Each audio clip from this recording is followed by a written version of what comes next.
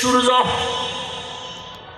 পৃথিবী নামক গ্রহটা যত বড়, পৃথিবীর থেকে সূর্য আরো 13 লক্ষ গুণ বড়। 9,30,00,000 মাইল উপর থেকে সূর্য তাপ দেয়। যদিও বিজ্ঞানীদের হিসাবে ভুল আছে, তারপর সাময়িক সময়ে যদি ধরেও নেই, সেই তাপ সহ্য করা যায় না। কি পরিমাণ গরম এই 2-3 বছর আমাদের দেশে পড়তেছে, কি পরিমাণ অসহ্যকর অবস্থা। আল্লাহর নবী বলেন, কিয়ামতের দিন সূর্য নিচে চলে আসবে। 9,30,00,000 মাইল উপরের সূর্যের গরম সহ্য করা যায় না।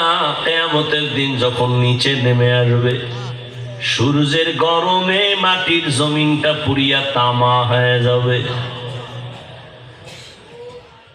নাফরমানের মাথার মগজগুলো ভাতের মারের মতো ফুটতে থাকবে। রহমতের নবী বলেন, অন্যদিকে জাহান্নামের আওয়াজ। জাহান্নাম বলবে, হে আল্লাহ, কই বেনামাজি গুনাহগার গুলো কোথায়? আমার পেটে দাও, আমার পেটে বড় ক্ষুধা। রহমতের নবী বলেন, এমন হালাত ওদিকে আমার আল্লাহ রাগান্বিত আওয়াজ দিবেন, লিমানিল মুলকুল ইয়াউম লিল্লাহিল ওয়াহিদিল কাহ্হার। আমার আল্লাহ তাআলা যখন রাগান্বিত কুদরতি আওয়াজ দিবেন, হাসরের ময়দানটা থরথর করে কেঁপে উঠবে। রহমতের নবী বলেন, নারী আর পুরুষগুলো উলঙ্গ দাঁড়াবে হাসরের মাঠে। আম্মা জান আয়েশা রাদিয়াল্লাহু তাআলা আনহা বলেন, ইয়া রাসূলুল্লাহ, নারী পুরুষ যখন উলঙ্গ দাঁড়াবে, একটু কি লজ্জা হবে না? রহমতের নবী বলেন, লজ্জা হবে পরের কথা, এমন ভয়ঙ্কর হবে হাসরের মাঠ, একজন আর একজনের দিকে তাকানোরই কোনো হুঁশ থাকবে না। নবীরা পর্যন্ত হাসরের ময়দানে, রহমতের নবী বলেন, কান্না করবেন। এত পরিমাণ কান্না, উম্মতের কথা ভুলে যাবেন। এই ভয়টা যার অন্তরে ঢুকবে, গুনাহ ছাড়বে, আল্লাহ ওয়াদা দিলেন তাকে জান্নাত দিয়ে দিব। বাদশাহ হারুন রশিদের নাম আপনারা শুনছেন।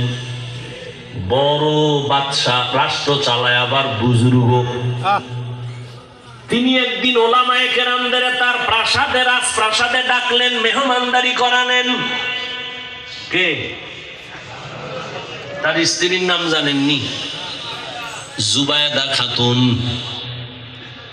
জুবায়দা খাতুন বড় আল্লাহর পেয়ারা বান্দি, নিজে কোরআনের হাফেজা, আবার তার কাজের মহিলা ছিল 100, সবাই কোরআনের হাফেজি। মে বন্দগি তু করনা হে, জিন্দগি বে बंदगी शर्मिंदा है, जिंदगी बे बंदगी शर्मिंदा है। यहाँ हम सब मुसाफिर, दिल ना लगा, अहले दिल की नजर से रूह करता जा,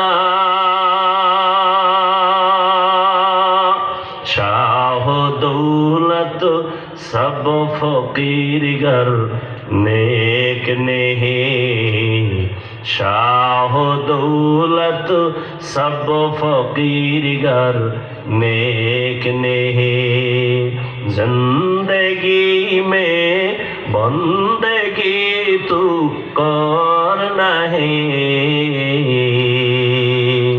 जिंदगी बे बंदगी शर्मिंदा है, जिंदगी बे बंदगी शर्मिंदा है।